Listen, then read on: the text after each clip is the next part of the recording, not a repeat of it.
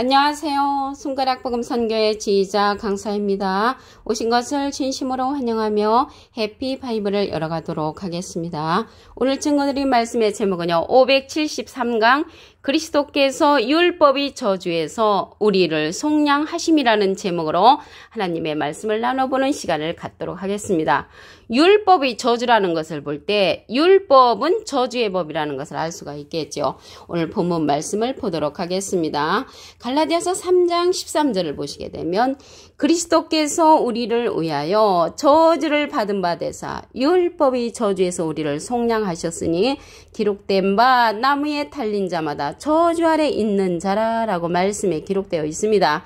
근데 우리를 위하여 예수님께서 율법의 저주를 받으셨는데 우리를 속량하셨다고 했거든요. 그래서 이 속량이라는 것은 대신 예수님께서 값을 지불하시고 우리를 이제 구원해 줬다, 해결해 줬다, 문제를 해결해 주신 것을 속량이라고 말씀을 드릴 수가 있습니다.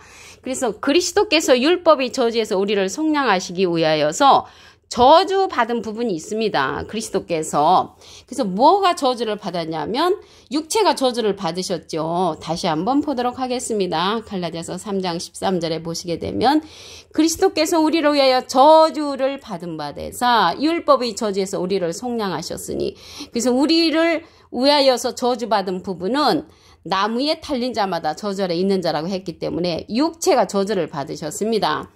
예수님께서 부활하여 하나님의 아들로 인정된 부분은 영으로 인정됐다고 했습니다. 로마서 1장 4절에 보시게 되면 성결의 영으로는 죽은 가운데서 부활하여 능력으로 하나님의 아들로 인정되셨으니, 그래서 하나님의 아들로 인정된 부분은 영으로 됐다는 것을 말씀을 통하여 알 수가 있습니다. 그러면 여기 율법은 저주의 법인데 율법은 또 진노를 이루게 한다고 했습니다. 로마서 4장 15절을 보도록 하겠습니다. 율법은 진노를 이루게 하나니 율법이 없는 곳에는 범함도 없느니라. 그래서 율법은 진노를 이루게 한다고 했고요. 율법은 참 형상이 아니고 그림자라고 했습니다. 히브리서 10장 1절에 보시게 되면 율법은 장차 오는 좋은 일의 그림자요 참 형상이 아니라고 했습니다. 해마다 늘 드리는 같은 제사로는 나오는 자들 언제든지 온전케 할 수 없다고 했습니다. 그래서 율법은 진노를 이루고 온전케 할 수 없는 것이 율법이라고 말씀에 기록되어 있습니다. 고린도전서 15장 56절에는 죄의 권능은 율법이라 했거든요. 그래서 죄의 힘이 어디서 나오냐면 율법에서 나온다고도 말씀에 기록되어 있습니다. 아무것도 온전케 못한다는 내용 한 기절 더 보도록 하겠습니다. 히브리서 7장 19절에 보시게 되면 율법은 아무것도 온전케 못할지라, 그래서 율법으로는 아무것도 온전케 못한다고 했고요. 이에 더 좋은 소망이 생기니 이것으로 우리가 하나님께 가까이 가느니라. 그래서 아무것도 온전케 못하는 것이 율법이고 진노를 이루고 저주의 법이 율법이라고 했습니다. 제사 직분이 변역한 즉 율법도 반드시 변역한다고 했습니다. 히브리서 7장 12절에 보시게 되면 제사 직분이 변역한 즉 율법도 반드시 변역하리니 라고 기록했는데요. 제사 직분이 그 변역했다는 거는 히브리서 7장 11절에 보시게 되면 레위 계통의 제사 직분으로 말미암아 온전함을 얻을 수 있었으면 백성이 그 아래에서 율법을 받았다고 했거든요. 어찌하여 아론의 반차를 쫓는 별다른 한 제사장을 세울 필요가 있느냐. 그래서 별다른 한 제사장으로 오신 분이 예수님이십니다. 예수님은 신학교도 안 다니셨지만 능력의 생명의 능력의 성령의 능력으로 말미암아 별다른 제사장 율법을 이제 해결하는 그러한 예수님으로 오셨죠. 그래서 예수님은 율법의 마침이 되셨다고 했습니다. 로마서 10장 4절을 보도록 하겠습니다. 그리스도는 모든 믿는 자에게 의를 이루기 위하여 율법의 마침이 되시니라. 그래서 율법의 마침이 되신 분이 그리스도고요. 갈라디아서 3장 19절에 보시게 되면 율법은 약속하신 자신이 오실 때까지 있을 것이라고 했습니다. 그래서 그 약속하신 자손이 누군가 보면 갈라디아서 3장 16절에 이 약속들은 아브라함과 그 자손에게 말씀하신 것인데 여럿을 가리켜 그 자손이라 하지 않냐고 오직 하나를 가리켜 내 자손이라 하셨으니 곧 그리스도라. 그래서 그리스도 한 분을 가리켜서 약속하신 자손이라고 했습니다. 그래서 율법은 그리스도께서 마침을 하셨다는 것을 알 수가 있고요. 요한 때까지라고 했습니다. 누가복음 16장 16절을 보도록 하겠습니다. 율법과 선지자는 요한 때까지요. 그 후부터는 하나님 나라의 복음이 전파되어 사람마다 그리로 침입하느니라. 그래서 요한까지 율법이 됐으니까 그 후부터 하나님 나라의 복음이 전파된다는 것을 볼 때 율법은 하나님 나라의 복음이 아니라는 것을 증명한다는 것을 알 수가 있습니다. 그러면요, 이 율법이 그 안에서는 그리스도 안에서 끊어지고 은혜에서 떨어진 자라고 했습니다. 율법 안에서의 의는 갈라디아서 5장 4절을 보도록 하겠습니다.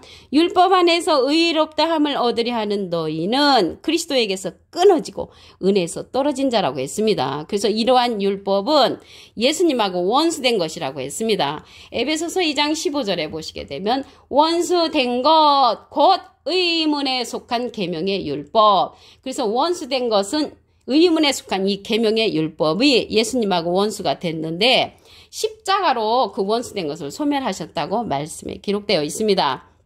그러면 이러한 율법은 저주의 법인데 이러한 율법을 해결하는 방법을 알려드리도록 하겠습니다. 갈라디아서 5장 18절을 보시게 되면 너희가 만일 성령의 인도하시는 바가 되면 율법 아래 있지 아니하리라. 그래서 율법 아래 있지 아니하려면 성령의 인도를 받아야 된단 말이죠.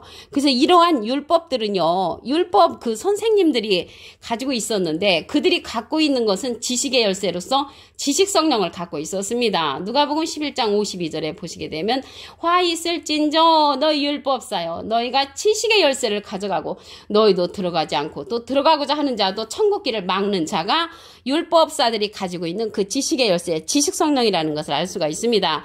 지식성령은요, 고린도전서 13장 8절에 보시게 되면 예언도 패하고 방언도 그치고 지식도 패한다고 했습니다. 온전한 성령이 아닙니다. 그래서 성령의 인도를 받는데 온전한 성령, 그 증가하는 성령을 보도록 하겠습니다.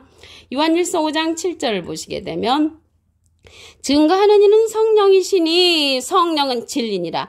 진리의 성령이 증가하는 이가 있다고 했습니다. 이 진리라는 것은 요한복음 17장 17절에 보시게 되면 저희를 진리로 거룩하게 하옵소서.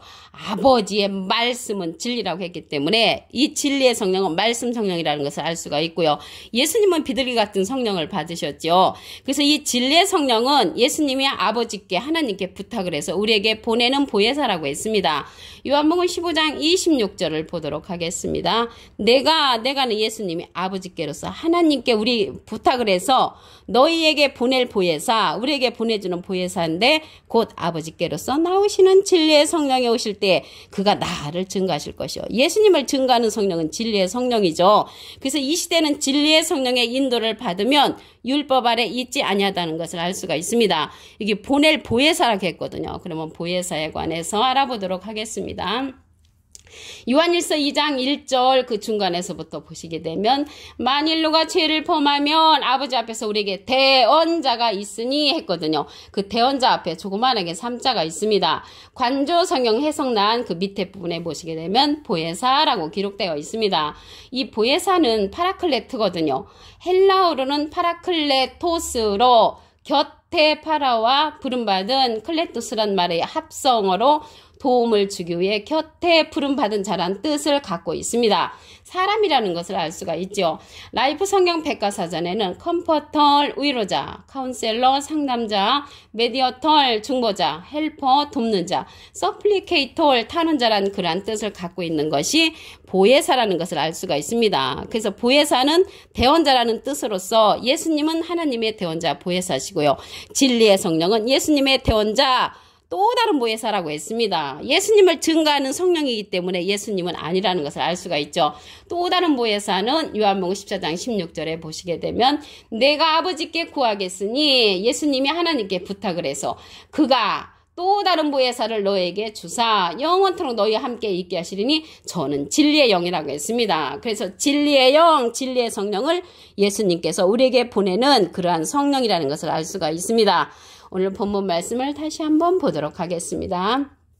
갈라디아서 3장 13절을 보시게 되면 그리스도께서 우리를 위하여 저주를 받은 바 되사 예수님의 육체는 우리를 위해서 저주를 받았고요. 율법이 저주에서 우리를 속량하셨으니 기록된 바 나무에 달린 자마다 저주 아래 있는 자라고 했습니다. 그래서 이렇게 저주받은 그 이유는 갈라디아서 4장 5절에 보면은 우리에게 아들의 명분을 얻게 하려 한다고 했고요. 아들의 영을 받는 길이 열렸고요. 아들이 되어만이 유업을 얻을 수가 있죠. 그래서 그 아들의 영을 우리에게 받게 하시기 위해서 율법의 저주에서 우리를 속량해 주셨다는 것을 알 수가 있습니다. 로마서 4장 15절을 보도록 하겠습니다. 율법은 진노를 이루게 하나니 율법이 없는 것에는 범함도 없다고 했습니다. 율법은 진노를 이루게 한다고 했고요. 율법은 아무것도 온전히 못한다고 했습니다. 히브리서 7장 19절을 보시게 되면 율법은 아무것도 온전히 못할지라 이에 더 좋은 소망이 생기니 이것으로 우리가 하나님께 가까이 가느니라. 더 좋은 소망은 진리의 성령을 우리에게 보내주심으로 그 진리의 성령의 말씀을 듣는 것이 더 좋은 소망이라는 것을 말씀을 드립니다. 로마서 10장 4절을 보도록 하겠습니다. 그리스도는 모든 믿는 자에게 의를 이루기 위하여 율법의 마침이 되시니라. 그래서 그리스도께서 율법의 마침이 되셨다고 했고요. 이 율법의 마침이 되신 예수님 그 약속하신 자신이 오실 때까지 율법은 있다고 했습니다. 갈라디아서 3장 19절에 보시게 되면 율법은 무엇이냐? 범법함을 인하여 더한 것이라. 천사들로 말미암아 중부의 손을 빌어 베푸신 것인데 약속하신 자손이 오시기까지 있을 것이 율법이라고 말씀에 기록되어 있습니다. 약속하신 자손은 갈라디아서 3장 16절에 보시게 되면 예수 그리스도로 기록되어 있습니다. 또한 율법은 요한 때까지라고 했습니다. 누가복음 16장 16절을 보도록 하겠습니다. 율법과 선지자는 요한이 때까지요. 그 후부터는 하나님 나라의 복음이 전파되어 사람마다 그리로 침입하느니라. 그래서 율법은 하나님 나라의 복음이 아니라는 것을 알 수가 있죠. 그래서 그 후 율법 그 후에 하나님 나라의 복음이 전파된다는 것을 알 수가 있습니다. 율법 안에서의 의는요. 그리스도에게서 끊어지고 은혜에서 떨어진 자라고 했습니다. 갈라디아서 5장 4절을 보도록 하겠습니다. 율법 안에서 의롭다함을 얻으려 하는 너희는 그리스도에게서 끊어지고 은혜에서 떨어진 자라고 말씀에 기록되어 있습니다. 그래서 이러한 율법의 문제는 예수님이 십자가를 우리에게 해결해 주셨는데 예수님하고 원수된 것이라고 했습니다. 에베소서 2장 15절에 보시게 되면 원수된 것 곧 의문에 속한 계명의 율법이라고 했거든요. 율법은 예수님하고 원수됐다는 것을 알 수가 있고요. 예수님께서 그 십자가의 저주를 받음으로 이러한 율법의 문제를 해결해 주셨고 우리를 죄에서 해방시켰다는 것을 말씀을 드립니다. 그러면 이러한 율법의 저주의 법, 율법을 해결하는 방법을 알려드리도록 하겠습니다. 갈라디아서 5장 18절을 보시게 되면 너희가 만일 성령의 인도하시는 바가 되면 율법 아래 있지 아니하리라. 이 성령의 인도는 진리의 성령이라고 그랬죠. 진리의 성령은 증거하는 이가 있다고 했습니다. 요한일서 5장 7절을 보시게 되면 증거하는 이는 성령이시니 성령은 진리니라. 진리는 말씀이라고 말씀드렸죠. 말씀 성령, 진리의 성령은 증거하는 이가 있는데 그 증거하는 이는 보낼 보혜사 진리의 성령이라고 했습니다. 요한복음 15장 26절을 보도록 하겠습니다. 내가 아버지께로서 너에게 보낼 보혜사 곧 아버지께로서 나오시는 진리의 성령이 오실 때 그가 나를 증거하실 것이요. 예수님을 증거하는 성령은 진리의 성령이라는 것을 알 수가 있죠. 예수님은 비둘기 같은 성령을 받으셨습니다. 여기서 보낼 보혜사인데 보혜사라는 것은 대언자라고 말씀드렸습니다. 요한일서 2장 1절 그 중간에서부터 보시게 되면 만일 누가 죄를 범하면 아버지 앞에서 우리에게 대언자가 있으니 곧 의로우신 예수 그리스도시라. 그래서 대언자 앞에 조그만하게 3자가 있습니다. 관주 성경 해석란에 보시게 되면 보혜사라고 기록되어 있습니다.